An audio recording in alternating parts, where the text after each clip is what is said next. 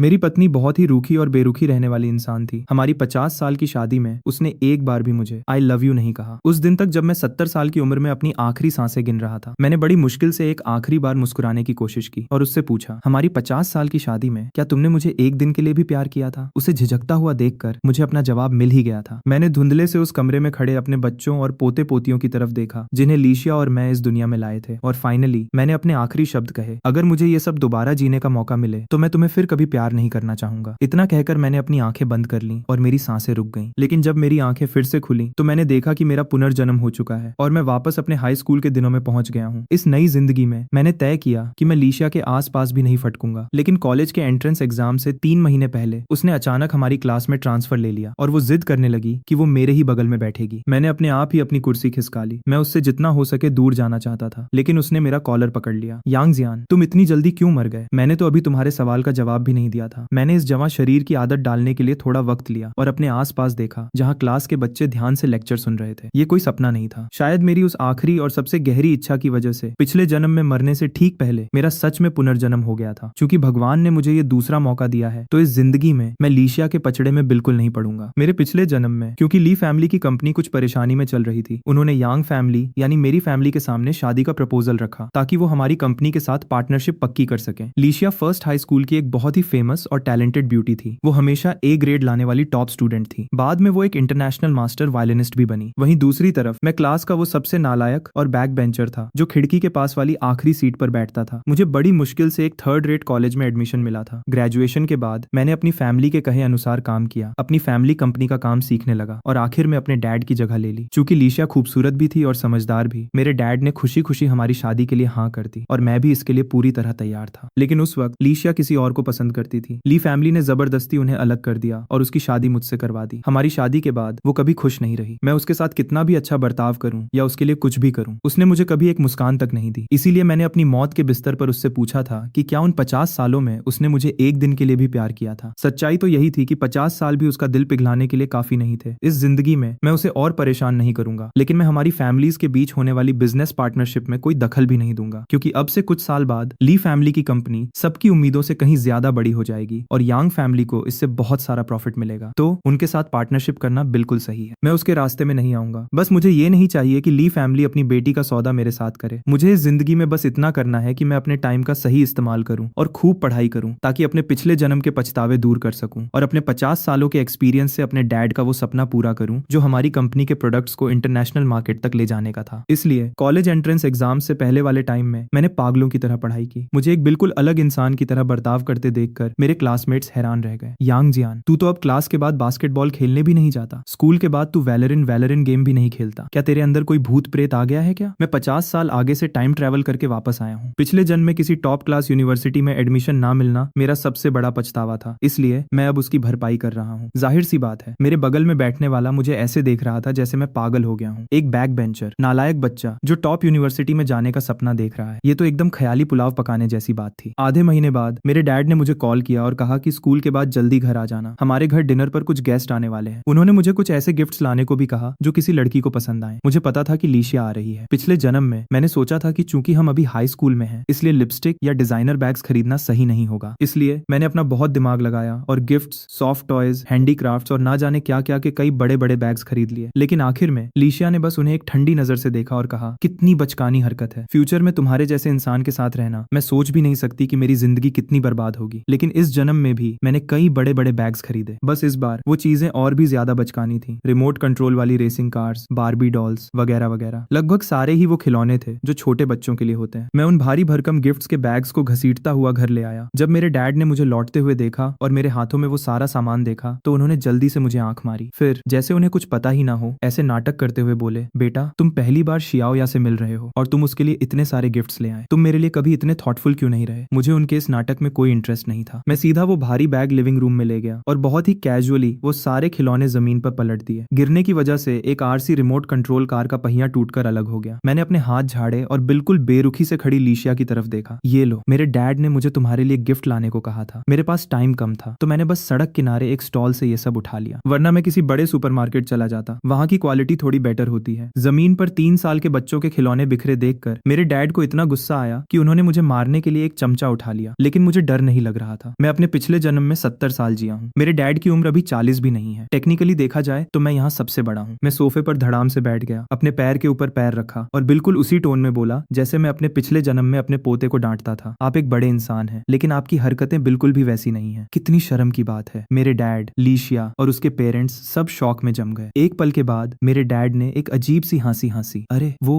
मेरे और मेरे बेटे के बीच बहुत अच्छी बॉन्डिंग है। हम आमतौर पर ऐसे ही मजाक करते हैं जब कोई बाहरी नहीं होता, तो साफ है कि वो आप लोगों को पराया नहीं समझता। ये सुनकर शियाओ के पेरेंट्स खुशी से चमक उठे। सिर्फ लीशिया का चेहरा एकदम सपाट और बर्फ जैसा ठंडा रहा। उसे शायद लगा कि इस जन्म में भी मैं उसके साथ फैमिली बनने के लिए राजी हो जाऊंगा, लेकिन इस जन्म में मैं किसी ऐसे इंसान पर अपने 50 साल बर्बाद नहीं करने वाला जो मुझसे प्यार नहीं करता। मैं उसके पास गया और बहुत ही रूखेपन से बोला, चूंकि तुम्हें मेरे खरीदे हुए गिफ्ट्स पसंद नहीं आए तो मैं इन्हें वापस पैक कर लेता हूँ और खुद ही इनसे खेल लूंगा। मैंने उन्हें समेटने के लिए हाथ आगे बढ़ाया, लेकिन मुझे हैरानी हुई जब उसने मेरे हाथों से एक बारबी डॉल छीन ली और पहली बार उसने एक ऐसी स्माइल दी जो मैंने पहले कभी नहीं देखी थी। मुझे ये बहुत पसंद है। मैं पूरी तरह से सुन्न रह गया। उसने मुझे देखकर स्माइल की। ये कैसे पॉसिबल है? मैंने उसे 50 साल तक जाना है और ये पहली बार था जब उसने मुझे देखकर स्माइल की थी। क्या ये लीशिया नहीं है, या इसके अंदर कोई और आ गया है, या शायद ये बारबी डॉल सच में उसे बहुत पसंद आ गई। मैं इन सब चीजों पर ज्यादा दिमाग नहीं लगाना चाहता था, चाहे उसका जो भी चक्कर हो। मुझे इस जन्म में उससे कोई मतलब नहीं रखना था। सॉरी, वो बारबी मैंने अपने लिए खरीदी थी, बाकी के तुम्हारे हैं। मुझे लगा था कि ये बात पक्का उसे गुस्सा दिलाएगी और हम हमेशा के लिए अलग हो जाएंगे, लेकिन मेरी उम्मीद के बिल्कुल उलट वो बस मेरे लाए हुए खिलौनों को पकड़े रही और उसके चेहरे पर अभी भी वही हल्की सी स्माइल थी। मेरे पिछले जन्म में मैंने उसे लाखों की ज्वेलरी और डिजाइनर बैग्स दिए थे, फिर भी उसने कभी मुझसे एक शब्द एक्स्ट्रा नहीं कहा। क्या ऐसा हो सकता है कि उसे असल में बच्चों के खिलौने पसंद हो? मुझे वो बिल्कुल समझ से बाहर लग रही थी। डिनर शुरू हुआ। मेरे डैड और उसके पेरेंट्स लगातार हमारी सेटिंग करवाने की कोशिश कर रहे थे, लेकिन मैंने बिल्कुल भी इंटरेस्ट नहीं दिखाया और उसने भी कुछ नहीं कहा। मुझे पता था कि वो अंदर ही अंदर इस बात का बहुत विरोध कर रही है, क्योंकि उसका एक बचपन का दोस्त था जिसके साथ वो बड़ी हुई थी। वो उससे 1 साल छोटा था। मेरे पिछले जन्म में मैंने सुना था कि लीशिया उसे प्रपोज करने वाली थी। हाई स्कूल ग्रेजुएशन के ठीक बाद मेरी एंट्री ने उन्हें अलग कर दिया था, इसलिए इस जन्म में मैं खुशी खुशी पीछे हट जाऊंगा और तुम दोनों को साथ रहने दूंगा। मैं बस यही उम्मीद करता हूँ कि अब मुझे लीशिया से कभी कोई मतलब ना रखना पड़े। रात के 12 बज गए जब उनकी 3 लोगों की फैमिली फाइनली जाने के लिए तैयार हुई। मैंने पूरे टाइम उससे एक शब्द भी बात नहीं की थी। मेरे डैड मुझे दरवाजे तक खींच ले गए उन्हें सी ऑफ करने के लिए। अचानक लीशिया ने कहा कि वो अपना बैकपैक भूल गई है, वो सोफे पर ही छूट गया था। मेरे डैड ने मुझे जाकर वो लाने को कहा। मैं बिना मन के गया और उसका बैकपैक लाकर उसे थमा दिया। उसने मेरी तरफ बहुत ही शांति से देखा और कहा, थैंक यू। उसने सच में मुझे थैंक यू कहा। ये तो मैंने दोनों जन्मों में सुना हुआ सबसे बड़ा जोक था। मेरा चेहरा एकदम रूखा ही रहा। मैंने उसे इग्नोर किया, मुड़ा और सीधा अपने कमरे में चला गया। मेरे पीछे मैं सुन सकता था कि मेरे डैड बड़ी डेस्परेटली उन्हें समझाने की कोशिश कर रहे थे। उसका मूड आजकल कुछ खराब चल रहा है, वो वैसे कभी ऐसा नहीं करता। प्लीज इस बात का असर हमारी फैमिलीज के बीच होने वाली शादी पर मत पड़ने दीजिएगा। अगले दिन मैं रोज की तरह स्कूल गया, लेकिन सुबह के आधे टाइम बाद ही होमरूम टीचर ने अनाउंस किया कि हमारी क्लास में एक नया ट्रांसफर स्टूडेंट आया है। जब वो इंसान अंदर आया तो मैं पूरी तरह से हक्का बक्का रह गया, क्योंकि वो नया स्टूडेंट और कोई नहीं बल्कि लीशिया थी। टीचर ने छोटा सा इंट्रोडक्शन दिया और लीशिया को फर्स्ट रो में बैठने को कहा। लीशिया के ग्रेड्स उसके पिछले स्कूल फर्स्ट हाई में सबसे टॉप पर थे, इसलिए टीचर ने उसे क्लास प्रेसिडेंट के ठीक बगल में बिठाने का अरेंजमेंट किया था। लेकिन सबको हैरान करते हुए लीशिया ने अपना सिर ना में हिलाया और सीधा मेरी तरफ चलने लगी। उसने अपना हाथ आगे बढ़ाया और एक बहुत ही पोलाइट स्माइल के साथ कहा, हम फिर मिल गए। क्या मैं तुम्हारे बगल में बैठ सकती हूँ? मैं जम गया। क्या ये मुझसे बात कर रही थी? इससे पहले कि मैं कुछ समझ पाता, लीशिया ने फिर पूछा, यांग जियान, क्या मैं तुम्हारे बगल में बैठ सकती हूँ? होमरूम टीचर भागते हुए हमारे पास आए। उन्होंने जल्दी से उससे कहा, यांग क्लास का सबसे बुरा स्टूडेंट है, इसके साथ मत बैठो, जाकर क्लास प्रेसिडेंट के साथ बैठो। वो पूरे स्कूल में फर्स्ट रैंक पर है। तुम दोनों साथ पढ़ाई कर सकते हो और एक दूसरे को इम्प्रूव करने में मदद कर सकते हो। ये सुनकर मुझे गुस्सा नहीं आया, आखिर ये सच ही तो था। हालांकि मैं हाई स्कूल में कोई बुरा लड़का नहीं था, लेकिन मैं बास्केटबॉल खेलने के लिए हमेशा क्लास बंक करता रहता था। लीशिया ने टीचर का ऑफर ठुकरा दिया। वो मुस्कुराई और बोली, आपकी फिक्र के लिए थैंक यू सर, लेकिन मैं यांग जियान के साथ ही बैठूंगी, हम एक दूसरे को जानते हैं। टीचर ने अपनी भवें सिकोड़ी और फिर मुझे एक वार्निंग वाली लुक दी, तुम इसकी पढ़ाई को नीचे गिराने की हिम्मत भी मत करना। लीशिया के ग्रेड्स इतने अच्छे थे कि वो पूरे शहर में टॉप स्कोरर बनने का एम कर सकती थी। मेरे पिछले जन्म में हालांकि वो फर्स्ट नहीं आ पाई थी, लेकिन फिर भी उसने 3rd रैंक हासिल की थी। वो 3rd रैंक पर सिर्फ इसलिए खिसक गई थी क्योंकि उसे मेरी फैमिली के साथ होने वाली अपनी अरेंज्ड मैरिज के बारे में पता चल गया था, जिसने उसे उसके बचपन के प्यार से दूर कर दिया था। इसलिए एग्जाम्स के दौरान वो अच्छा परफॉर्म नहीं कर पाई थी। इसी वजह से टीचर उसे किसी बहुत कीमती खजाने की तरह ट्रीट कर रहे थे। अगर लीशिया शहर की टॉप स्कोरर बन गई तो टीचर भी रातों रात बहुत बड़े बन जाएंगे, उनकी रेपुटेशन और स्कूल में उनकी इज्जत आसमान छूने लगेगी। लेकिन इन सब बातों से मुझे कोई लेना देना नहीं था। इस जन्म में मुझे बस एक अच्छे कॉलेज में एडमिशन लेना है, फाइनेंस की पढ़ाई अच्छे से करनी है और अपने 50 सालों के फ्यूचर नॉलेज का यूज करके अपने फैमिली बिजनेस को नेक्स्ट लेवल पर ले जाना है। ये सोचते ही मेरा चेहरा फिर से एकदम कोल्ड हो गया। मैंने अपना हाथ बढ़ाया और अपने बगल वाली खाली सीट को ब्लॉक कर दिया। मुझे अकेले बैठने की आदत है, मैं नहीं चाहता कि कोई भी मेरे बगल में बैठे। और वैसे भी लीशिया हम इससे पहले एक दूसरे को जानते तक नहीं थे। हम सिर्फ कल रात ही एक बार मिले हैं। जाओ कोई और सीट ढूंढ लो। मैं तुम्हारे ग्रेड्स को नीचे नहीं गिराना चाहता। पूरी क्लास में एकदम सन्नाटा छा गया। किसी को उम्मीद नहीं थी कि मैं स्कूल की आइडल लेवल की ब्यूटी को इस तरह रिजेक्ट कर दूंगा। लीशिया एक सेकंड के लिए शॉक में दिखी, लेकिन वो जल्दी ही वापस उस इंसान में बदल गई जिसे मैं जानता था। वही ऊंचा और दूसरों पर हावी होने वाला एटीट्यूड। उसने अपना बैकपैक डेस्क पर पटका, मेरा हाथ झटक कर हटाया और वहीं बैठ गई। तुम इस सीट के मालिक नहीं हो। मैं जहां चाहूंगी वहां बैठूंगी। मैंने पिछले जन्म में 50 सालों तक बिल्कुल यही चेहरा झेला था। अब इसे फिर से देखकर ही मुझे उल्टी जैसी फीलिंग आ रही थी। मुझे समझ नहीं आता कि मैंने अपने पिछले जन्म में इसे 50 सालों तक कैसे बर्दाश्त कर लिया था। मैंने अपनी किताब डेस्क पर जोर से पटकी, जिससे वो उछल पड़ी। ठीक है, भाड़ में जाए, जहां बैठना है बैठो, मैं तुम्हें रोक तो सकता नहीं। इतना कहकर मैंने अपना बैग पैक किया, अपना सामान उठाया और सीधा कचरे के डिब्बे के बगल वाली डेस्क पर चला गया। वहां हमेशा कचरा जमा रहने की वजह से थोड़ी बदबू आती थी। वहां एक खाली डेस्क थी जिसका यूज ज्यादातर कबाड़ रखने के लिए होता था। मैंने उस कबाड़ को एक तरफ खिसकाया, अपना बैग उस पर फेंका, जमीन से अपना बास्केटबॉल उठाया और पीछे की लाइन में बैठे बाकी नालायक लड़कों को हाथ हिलाकर इशारा किया। वो तुरंत समझ गए और मेरे पीछे पीछे बॉल खेलने के लिए बाहर आ गए, जबकि होमरूम टीचर पीछे गुस्से से चिल्ला रहे थे। मैंने पूरी सुबह उनके साथ बास्केटबॉल खेला। दोपहर में हमारा आखिरी गेम खत्म होने के बाद मैं ठंडा पानी खरीदने जाने ही वाला था। अचानक कोई चलकर मेरे पास आया और मेरे हाथों में एक पानी की बोतल थमा दी। ये लो, ये ठंडा नहीं है। तुम्हें एक्सरसाइज करने के ठीक बाद आइस वाटर नहीं पीना चाहिए। लड़के मुझे चिढ़ाने वाली स्माइल के साथ देखने लगे और मुस्कुराते हुए बोले, डैम जियान, मुझे नहीं पता था कि तू इतना आगे निकल चुका है। हमें तो बहुत जलन हो रही है। हाँ, वो भी रूम टेम्परेचर वाला पानी। कितनी केयरिंग है। मैंने उन्हें एक खतरनाक लुक दी। चुप रहो, वरना अगली बार मैं ये बॉल सीधे तुम्हारे सिर पर मारूंगा। फिर मैंने मुड़कर लीशिया को देखा। मेरा चेहरा फिर से कोल्ड हो गया था। नहीं थैंक्स, मुझे आइस वाटर ही पसंद है। सुनो लीशिया, हालांकि हमारी फैमिलीज के बीच बिजनेस पार्टनरशिप है, लेकिन मेरे डैड ने जो अरेंज्ड मैरिज की बात की है उसे भूल जाओ। मुझे पता है कि तुम्हारा एक बचपन का प्यार है। तुम दोनों बहुत करीब हो और तुम सच में उसे पसंद करती हो और मुझे तुम में बिल्कुल भी इंटरेस्ट नहीं है। तो हमें एक दूसरे को जानने की कोई जरूरत नहीं है। मैं अपने डैड से बात कर लूंगा। इसका असर हमारी फैमिलीज के बिजनेस पर नहीं पड़ेगा। यही हम दोनों के लिए बेस्ट है। इतना कहकर मैंने वो पानी वापस उसके हाथों में थमा दिया, अपना बास्केटबॉल उठाया और वहां से चला गया, बजाय इसके कि मैं फिर से उसके साथ उलझूं और अपने पिछले जन्म की तरह पछतावे के साथ मर जाऊं। अभी ही एक क्लियर लाइन खींच देना बेहतर था। मैं बस स्टॉप पर पहुंचा और बस में चढ़ने ही वाला था कि तभी लीशिया दूर से पागलों की तरह दौड़ती हुई आई। उसका चेहरा एकदम पीला पड़ा हुआ था जब उसने मुझे कसकर पकड़ लिया। मुझे लगा कि वो सिर्फ इसलिए भड़की हुई है क्योंकि मैंने पहले उसका पानी रिजेक्ट कर दिया था। मैं बस उसे झटक कर हटाने ही वाला था कि अचानक उसकी पकड़ में अजीब सी ताकत आ गई। उसने मुझे बस स्टॉप के साइन बोर्ड से सटा दिया, अपने दोनों हाथों से मेरे कंधों को पकड़ा और थोड़ी सी नाराजगी के साथ बोली, यांग जियान, ऐसा मत सोचो कि सिर्फ तुम्हारा ही पुनर्जन्म हुआ है। अगर तुम मेरे साथ ऐसा ही बर्ताव करते रहे तो मानो या ना मानो, मैं जाकर तुम्हारे डैड से कंप्लेंट कर दूंगी कि तुम अपनी होने वाली वाइफ को बुली कर रहे हो। मेरा दिमाग एकदम ब्लैंक हो गया। लीशिया का भी पुनर्जन्म हुआ था। मुझे शांति से जमा हुआ देखकर लीशिया ने आगे कहा, यांग, मैं तुम्हारी पत्नी हूँ। हमारे पिछले जन्म की 50 सालों की शादी में तुम मुझ पर आवाज उठाने की हिम्मत भी नहीं कर पाते थे, लेकिन इस जन्म में मुझे बताओ, कल से लेकर अब तक तुम मुझ पर कितनी बार चिल्ला चुके हो। उसकी आंखों में आंसू भरते देखकर मैंने अपनी भवें सिकोड़ी। उसका सच में पुनर्जन्म हुआ था, लेकिन कल जब हम मिले तब से लेकर अब तक उसने जो भी किया था वो मेरे पिछले जन्म वाली लीशिया से बिल्कुल अलग था। ऐसा लग रहा था जैसे उसके अंदर कोई और आ गया हो। मुझे कुछ समझ नहीं आ रहा था और मैं समझना भी नहीं चाहता था। चूंकि हम दोनों ही वापस आ गए हैं तो चलो बस अपने अपने पछतावे की भरपाई करते हैं। अपने पिछले जन्म में उसे उसके बचपन के प्यार से अलग कर दिया गया था और उसकी फैमिली ने जबरदस्ती मेरी उससे शादी करवा दी थी, जिससे वो हमेशा दुखी रही। मेरे पिछले जन्म में मैंने एक ऐसी औरत से शादी की जो मुझसे प्यार नहीं करती थी। मेरे डैड ने कंपनी के लिए काम करते करते अपनी जान दे दी और मैं आखिर में पछतावे के साथ खुली आंखों से मर गया। और मैंने अपने डैड की वो आखिरी इच्छा भी पूरी नहीं की जो कंपनी के प्रोडक्ट्स को ग्लोबल बनाने की थी। मैंने लीशिया की तरफ देखा और कहा, सीरियसली लीशिया, चूंकि तुम्हारा भी पुनर्जन्म हुआ है तो ये तो बहुत बढ़िया बात है। इस जन्म में मैं तुम्हारे और तुम्हारे बचपन के प्यार के बीच में नहीं आऊंगा और तुम्हें सिर्फ अपनी फैमिली की पार्टनरशिप बचाने के लिए मेरे साथ रहने की कोई जरूरत नहीं है। तुम मेरी फैमिली में शादी करके पिछले जन्म में दशकों तक रही हो। तुम्हें पता है मेरे डैड और मैं ऐसे नहीं हैं जो पुरानी बातों का बदला लें। और वैसे भी तुम अपने पिछले जन्म में एक बिजनेस क्वीन थी। तुम्हारे पास अब जो नॉलेज है उससे तुम मेरी फैमिली की मदद के बिना भी आसानी से फिर से कामयाबी हासिल कर सकती हो। मैंने एक लंबी सांस ली। आखिर मैंने इस औरत से 50 सालों तक प्यार किया था। उसे छोड़ना अभी भी मेरे दिल को थोड़ा दर्द दे रहा था। Goodbye Leshia. इतना कहकर मैं जाने के लिए मुड़ा। तभी एक लड़का एक बहुत ही भड़कीली और आवाज करने वाली स्कूटर चलाते हुए ठीक हमारे सामने आकर रुका। स्कूटर वाले लड़के ने अपना चश्मा उतारा और लीशिया को देखकर मुस्कुराया। हे शिया, मैं तुम्हें पिक करने आ गया। वैसे तुमने स्कूल ट्रांसफर ही क्यों किया यार? अब मुझे रोज तुम्हें लेने के लिए आधा घंटा एक्स्ट्रा ड्राइव करना पड़ता है। मैं इस स्कूटर वाले छपरी बच्चे को पहचानता हूँ। ये लीशिया का बचपन का प्यार डू जितांग था। उसकी फैमिली पहले एक इलेक्ट्रॉनिक्स फैक्ट्री चलाती थी, लेकिन बाद में उन्हें बहुत घाटा हुआ और वो फैक्ट्री तब से ही स्ट्रगल कर रही थी। फिर भी वो लोग एक नॉर्मल फैमिली से काफी अमीर थे। लीशिया के डैड शुरू में उस इलेक्ट्रॉनिक्स फैक्ट्री में पार्टनर थे, लेकिन उन्होंने बाद में अपना शेयर निकाल लिया था। इसलिए लीशिया और जितांग नेचुरली साथ बड़े हुए थे। क्योंकि उसके डैड की फैक्ट्री अच्छी नहीं चल रही थी, उसके डैड ने धीरे धीरे उस पर ध्यान देना बंद कर दिया, तो वो सड़क छाप, गुंडों और आवारा लड़कों के साथ साथ घूमने लगा और एक छपरी स्कूटर वाला लड़का बन गया। लेकिन वो लीशिया के साथ हमेशा बहुत अच्छा रहता था। उसने कभी उसे अपने साथ बुरा नहीं बनने दिया या एक बिगड़ी हुई लड़की नहीं बनने दिया। शायद लीशिया की नजरों में यही वो वजह थी कि वो कभी जितांग के लिए अपनी फीलिंग्स खत्म नहीं कर पाई। एक बिगड़ा हुआ लड़का बनने के बाद भी वो उसे कभी हर्ट नहीं कर सकता था या उसे बुरा नहीं बनने दे सकता था। अभी इस टाइम पर मैं और जितांग एक दूसरे को नहीं जानते थे और मेरी जानने की कोई इच्छा भी नहीं थी। मैंने बस उसे एक उड़ती हुई नजर दी, फिर मुड़ा और चल दिया। मेरे पीछे मैंने लीशिया को फ्रस्ट्रेशन में अपने पैर पटकते हुए सुना, यांग जियान, तुम कितने कमीने हो। जब मैं चौराहे पर पहुंचा और लाइट का वेट कर रहा था, मैंने अपने आप पीछे मुड़कर देखा और लीशिया को जितांग के स्कूटर पर बैठते हुए देखा। मैंने ऊपर दोपहर के चुभते हुए सूरज की तरफ देखा। इसकी रोशनी मेरी आंखों में इतनी चुभी कि मेरे आंसू गिर पड़े। फीलिंग्स टाइम के साथ बढ़ती हैं। अच्छे और बुरे वक्त में एक दूसरे का साथ देना। मैंने अपना पूरा दिल और जान लगाकर उसे 50 सालों तक प्यार किया। लेकिन अब जब हम दोनों का पुनर्जन्म हो गया है तो 50 साल का प्यार अभी भी उसके बचपन के प्यार को हरा नहीं पाया। जब मैं घर पहुंचा तो मैंने स्कूल से कुछ दिनों की छुट्टी ले ली। मैं वहां जाकर उसे नहीं देखना चाहता था। मेरे डैड गुस्सा थे, लेकिन वो मुझसे जबरदस्ती नहीं कर सकते थे क्योंकि मेरी मॉम बहुत जल्दी गुजर गई थी। वो हमेशा मुझे अपने इकलौते बेटे को लाड़ प्यार से बिगाड़ कर रखते थे। कुछ दिन रेस्ट करने के बाद मैंने अपने डैड को बताया कि मैं स्कूल ट्रांसफर करना चाहता हूँ। मेरे डैड मुझे शौक से घूरने लगे। कॉलेज एंट्रेंस एग्जाम्स बिल्कुल सिर पर हैं। तुम अभी ट्रांसफर क्यों लोगे? और तुम्हारी मंगेतर वो खास तौर पर फर्स्ट हाई छोड़कर आई है सिर्फ तुम्हारी क्लास में रहने के लिए। अगर तुम चले गए तो वो क्या करेगी? मैंने जानबूझकर चिढ़ते हुए अपना हाथ हिलाया। मैंने कब हाँ बोला था इस शादी के लिए? डैड, मैंने आपको बताया था कि मैं उसे पसंद नहीं करता और उसे भी पहले से कोई और पसंद है और वो मैं नहीं हूँ। आप प्यार को जबरदस्ती नहीं कर सकते। अगर आप मुझे ऐसे ही फोर्स करते रहे तो मैं सीधे इस 3rd फ्लोर की बालकनी से कूद जाऊंगा और जाकर मॉम से मिल लूंगा। हालांकि इस विला में सिर्फ 3 फ्लोर थे, लेकिन ये 10 मीटर से ज्यादा ऊंचा था और अगर मैं सिर के बल गिरता तो मुझे ये बताने की जरूरत नहीं है कि यमराज सीधा मुझे लेने आ जाते। अपनी मॉम का नाम लेकर डैड को डराना हर बार काम करता था और इस बार भी कुछ अलग नहीं हुआ। उनके पास हाँ कहने के अलावा कोई ऑप्शन नहीं था। ठीक है ठीक है ठीक है, बस शांत हो जा, मैं तेरे लिए कुछ स्कूल से बात करता हूँ। तभी मैं अपने डैड को देखकर मुस्कुराया। ये हुई ना मेरे प्यारे डैड वाली बात। टेंशन मत लो, एक बार मैं ट्रांसफर हो जाऊं फिर आपका बेटा एक टॉप क्लास यूनिवर्सिटी में एडमिशन लेगा, कॉलेज में फाइनेंस की मन लगाकर पढ़ाई करेगा और वापस आकर आपके बिजनेस को बड़ा करने में आपकी हेल्प करेगा। स्वर्ग से मॉम की आत्मा हम पर अपना आशीर्वाद बनाए रखेगी और हमारी फैमिली को आगे बढ़ते हुए देखेगी। मेरे डैड इतने इमोशनल हो गए, उन्होंने मुझे गले लगा लिया और बहुत देर तक रोते रहे। लेकिन अगले ही दिन उन्होंने मुझे पूरी तरह से बेच दिया। लीशिया हमारे घर आ धमकी। उसने मेरे बेडरूम का दरवाजा धक्का देकर खोला। मैं अभी भी सो रहा था। मैंने नींद में अपनी आंखें खोली और देखा कि वो बहुत ही परफेक्शन के साथ खिड़की के पास गई और उसने झटके से पर्दे हटा दिए। सूरज की रोशनी तुरंत कमरे में भर गई, जिससे मेरी आंखें इतनी चौंधिया गईं कि मैं उन्हें खोल भी नहीं पा रहा था। मैंने गुस्से से उसे घूरा। लीशिया, क्या तुम पागल हो गई हो? ये मेरा घर है, तुम ऐसे मेरे कमरे में कैसे घुस सकती हो? तुम्हारा घर, तुम्हारा कमरा। मैं यहाँ 50 साल तक रही हूँ। ये मेरा घर भी है, मेरा कमरा है। उसके अंदर अभी भी हमारे पिछले जन्म वाला वो हावी होने वाला एटीट्यूड था। हमारे पिछले जन्म में शादी के बाद हम इसी घर में रहे थे और मेरा बेडरूम अपने आप ही हमारा मास्टर बेडरूम बन गया था। उसने मेरी अलमारी खोली और वो कपड़े और अंडरवियर निकाल लिए जो मैं रोज पहनता था। लीशिया, क्या तुम्हारा दिमाग खराब है? लीशिया ने मुझे देखा, अपनी ठुड्डी सहलाई और एक अजीब सी स्मर्क दी। तो तुम्हारी ये सोने वाली आदत अभी भी वैसी ही है। बाहर निकलो, मुझे निकाल कर दिखाओ, तुम क्या कर लोगे? मैंने तुम्हें 50 साल तक लाइन पर रखा है। अगर हमारा पुनर्जन्म हो भी गया है तो क्या तुम्हें सच में लगा कि तुम मेरी पकड़ से बच जाओगे? लीशिया ने मुझे देखकर एक स्माइल दी जिसने मेरे अंदर जल रहे गुस्से को और भी भड़का दिया। हमारे पिछले जन्म में शादी के कुछ ही टाइम बाद मुझे एहसास हो गया था कि वो मुझसे प्यार नहीं करती। मैंने तलाक की बात की थी, लेकिन उसने मना कर दिया था अपनी प्रेगनेंसी का बहाना देकर। उसने यहाँ तक कह दिया था कि हमारी जिंदगियां अब सेट हो चुकी हैं और हमें बस इसी के साथ गुजारा कर लेना चाहिए। अब भगवान ने उसे एक दूसरा मौका दिया था ताकि उसे मेरे साथ ना रहना पड़े। फिर वो क्यों जानबूझकर मेरे पीछे पड़ी थी? लीशिया, ऐसे बर्ताव करने से मुझे सिर्फ तुमसे घिन आएगी। इससे मैं धीरे धीरे तुमसे नफरत करने लगूंगा। ये सुनकर वो सुन्न रह गई। मैंने उसे इग्नोर किया, अपने कपड़े और पैंट पहनी और बाहर जाने के लिए दरवाजा खोला। लेकिन अचानक लीशिया ने पीछे से मुझे कसकर गले लगा लिया। यांग जियान, आई एम सॉरी। एक सवाल जिसका मैंने हमारे पिछले जन्म में जवाब नहीं दिया था, मैं उसका जवाब इस जन्म में दूंगी। मैंने उसे अपनी बात पूरी करने का मौका नहीं दिया। मैंने उसके हाथ खुद पर से हटाए। तुम्हें कुछ भी कहने की जरूरत नहीं है। मुझे मरने से पहले ही अपना जवाब मिल गया था। मैंने तुम्हें 50 साल तक प्यार किया और मैं तुम्हारा दिल नहीं पिघला सका। प्लीज बस मुझे जाने दो। मैं मुड़कर उसकी तरफ देखने लगा। इस जन्म में क्या हम बस ऐसे अजनबी नहीं बन सकते जो एक दूसरे को अच्छी तरह से जानते हो? हम दोनों अभी जवान हैं, हम सिर्फ 18 साल के हैं और हमारी पूरी जिंदगी हमारे सामने है। कभी ना कभी तुम मुझे भूल जाओगी, उस लड़के को जिससे तुमने कभी प्यार नहीं किया। तुम्हारे पिछले जन्म में तुम्हारे कुछ पछतावे थे और मेरे भी थे। चलो बस अपनी ये जिंदगी अपने अपने पछतावे मिटाने में बिताते हैं, ठीक है? उसकी आंखों से आंसू बहने लगे। लीशिया ने पागलों की तरह ना में सिर हिलाया। नहीं, तुम मेरे पति हो। 50 साल का प्यार, क्या तुम सच में इसे ऐसे ही फेंक सकते हो? मैंने एक कड़वा घूंट भरा। अगर मैं कहूं कि मुझे बिल्कुल दर्द नहीं हो रहा था तो वो एक झूठ होगा, लेकिन मैं वही पुरानी गलतियां दोबारा करने से साफ मना करता हूँ। मैं इसे भूल सकता हूँ। लीशिया ने अपने आंसू पोंछे। उसकी आंखें एकदम पक्की हो गईं। मुझे पता है तुम मुझ पर विश्वास नहीं करते। हमारे पिछले जन्म में तुमने 50 सालों तक मेरे साथ बहुत अच्छा बर्ताव किया था। इस जन्म में मेरी बारी है तुम्हारे साथ 50 सालों तक अच्छा बर्ताव करने की। मैं कुछ भी कहूँ, वो बहुत जिद्दी थी और मेरी सुनने को तैयार नहीं थी, लेकिन ऐसा कोई चांस नहीं था कि मैं उस पर भरोसा करूं। अब जबकि उसका पुनर्जन्म हो गया था तो वो अपने बचपन के प्यार को कैसे ढूंढने नहीं जाएगी। वो तो हमेशा उसी के लिए तड़पती थी। नीचे आने के बाद मेरे डैड ने लीशिया और मुझे एक साथ नीचे आते हुए देखा। वो तुरंत खुशी से चमक उठे। आओ आओ बेटे बहू, मैंने तुम दोनों के लिए ब्रेकफास्ट बनाया है। मैंने अपने डैड को एक बहुत ही खतरनाक लुक दी, एक स्टीम्ड बन उठाया और गुस्से में बाहर निकल गया। लीशिया ने भी एक बन उठाया और मेरे ठीक पीछे पीछे आ गई।